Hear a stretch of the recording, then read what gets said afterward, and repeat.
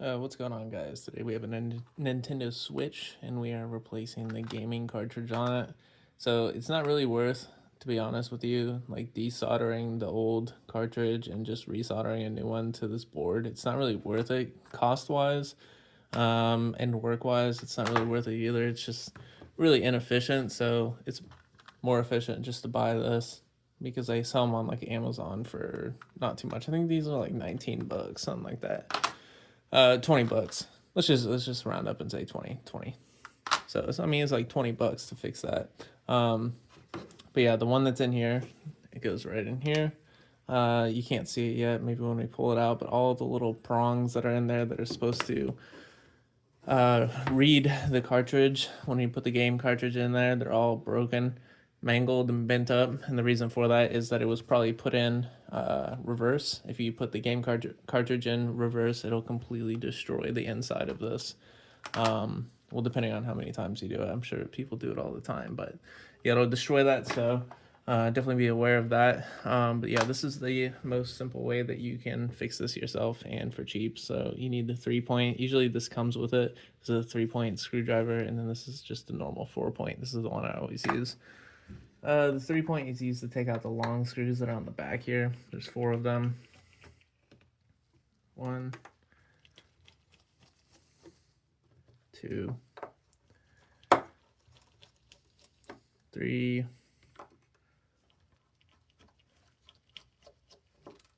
4. All right, and then we're gonna need to lift this up because there's a screw inside of here. This is just a normal screw, so it's a 4-point screwdriver here. It's a small screw though, so just be aware that it's doesn't take much to unscrew that one to get that one off. That's it right there. I don't know if you can see that, but that's very small. And then there's usually one here. This is broken. This corner is also broken here, but that's how I came in here. And also these break all the time, so this one's broken, and these ones break all the time too. So sometimes it's not even worth putting these back in. These are regular screws as well, so you're gonna use the 4-point to take these screws out. These ones are not magnetic. You can't stick. They won't magnetize when you go to take them out, so just be aware of that. Those are out, and now we need to take out the sides. So on the regular switch, you have to take out the middle one here and middle one here. So we're just gonna go ahead and take out those screws. Sorry, I'm trying to show you while I do this. Oh no, did I just turn it on? I hope I didn't turn it on. So I'm about to go and turn it off again. Nope, doesn't look like it. All right, we got that screw out. Now we're getting this one out. All right, now we should just be able to pop it off. So you just want to kind of ease your way in here. Just go around. These things are pretty fragile, so just be careful. Oh, also, you want to undo this guy right here where the card reader, where the game normally goes in there. Just go around the sides and just kind of lift up a little bit, and it should come off just like that. All right, now we have a couple of screws to take off in here. 1, 2, 3, 4, 5, 6, 7. 7 screws. We're gonna go ahead and take those ones off.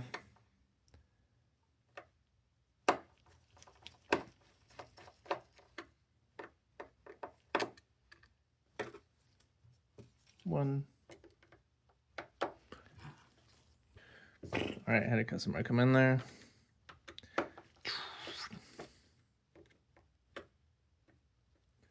The good thing is that these silver screws are magnetic, so simple.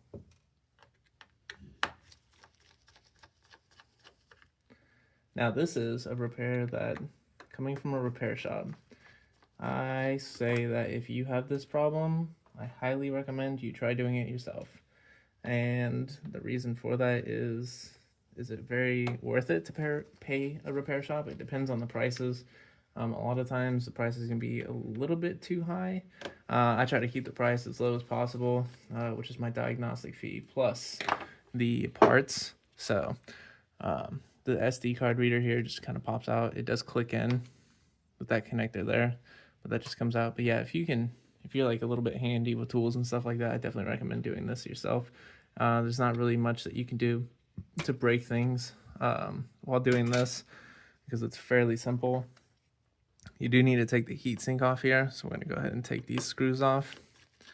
There's 3 here. And I just kind of set those screws all in their own little areas. That way I know which screws go where.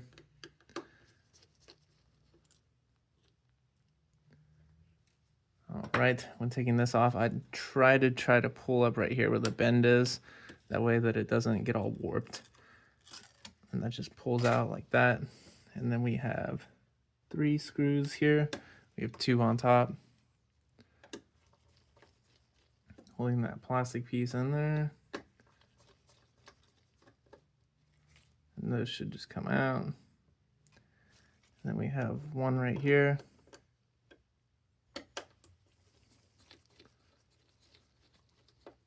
Take out. We'll set that in the same area. Now, you just pop this little part up here. So we're going to use a plastic tool to do that because we don't want to scrape anything. Just simply pop up, comes out like that. Also, you need to open the gate here on this connector. This little gate right here, the black one, you need to pull up on that. Just like so. And then you can actually just pull up and slide out. Simple as that, super easy. Now you can just put this one in. Be very careful though. I can say this with a certainty that if you go and you try to put this in here, this ribbon cable, if you try to put this in here and it doesn't slide in right and you jam it, you're gonna break the pins in this connector here. So make sure that you just carefully slide this in like so. Make sure that the corners on either side, right here and right there, are touching the I can't think of the word right now. The port, I guess. Let's just say port, because I can't think of the word right now. It's been a long day. This is the end of a day for me. And then we also need to plug this sucker back in. So what we're going to do is we're going to kind of lift up and push back on that to get it lined up. And it just clicks straight down. Like so. And then we just put everything back on. So this is a little stiff, this ribbon cable is, so you might have to hold it down a little bit when you go to put these back in.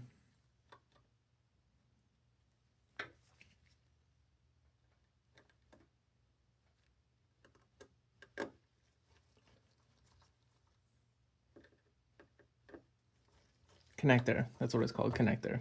What did I said port? Oh my goodness. Yeah, it's definitely been quite a day here. Oh, come on. All right, so we have this connected and we have this connected. We have that screwed in. We can go ahead and put the little heat sink back on here, which if you lean it forward like this, like I have it here, and then you kind of just push in and up, it'll slide in. If you try to push straight down, it's not going to work because it has to like slide in at an angle there. And then we're going to put these screws back in to hold the heat sink down.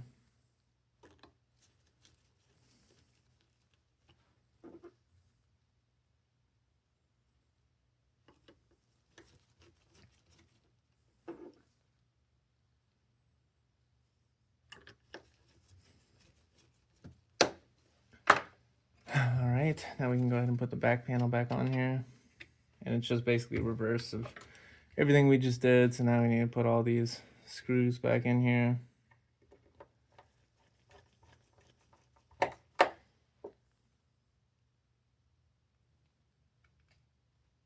Ugh.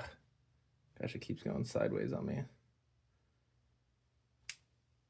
All right, well, I guess I can only hang on to one at a time. It's kind of hard with gloves. If you do it with your bare hands with no gloves, it's probably a lot easier. Okay, I'm not really going to show the rest because it's all fairly simple. But this little connector here, just make sure it's kind of lined up in there. Like look in there and make sure it's lined up. And then you should be able to feel it a little bit. Click in. And then once it does that, kind of just lift this up carefully. And if it doesn't move, that means that it's plugged in. That's the best way I can say to put that in there. And then of course screw that down to keep that in there. To keep the SD card in there. SD card reader, I should say. There's a screw there too. I guess I will show the end of it. It's just a bunch of screws, but I guess it'd be kind of hard to show, or someone may not know how to put the back plastic on, so I'm going to show that too. So let's just get these screwed in here.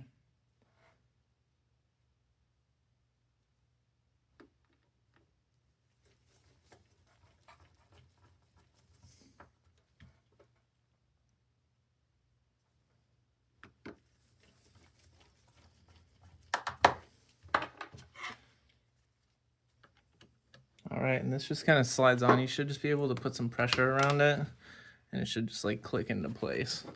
On the top, sometimes it stays out right here. You just kind of push it until that clicks, and then just put that sucker back on there, and you're good to go. Remember, the long screws go directly in the back. The medium length screws go on the side, and the small screws, smallest under here, second smallest right here, and one in the top usually.